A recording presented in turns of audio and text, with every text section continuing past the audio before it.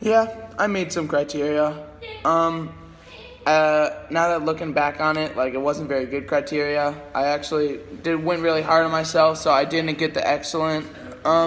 So the first specification I had was the looks of it. So the first one's excellent, and it says the lure is good and it looks good and it's cheap. Second is good, and the lure is costly, expensive, very expensive. So mine actually fell under the lure is expensive because I actually spent $30 on this project. I had to buy the plaster of Paris, which was $10, and then I spent $20 on the silicone rubber, which was more effective mold, but it cost $20, so it definitely was not worth it.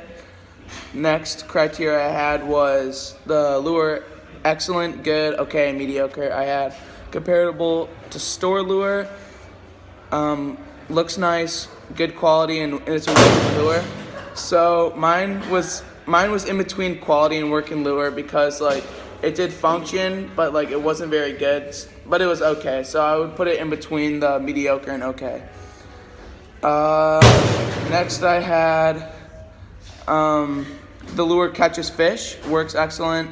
The lure catches fish, works properly. Lure is adequate, and no fish were caught. So I actually was not able to test this because the pond I fish at was frozen. So there were no fish were caught, but this is pretty comparable to a store lure, but I would probably say it's okay, which in the 3 to 4 range, where the lure functions adequately. So the process, like I took pictures along the way of doing my project, and I made a few changes to it. I first started with the plaster Paris, which didn't really catch the detail of the mold. So then I went to the rubber silicone mold, which was a lot more expensive, but like helped catch the detail, which produced my final product.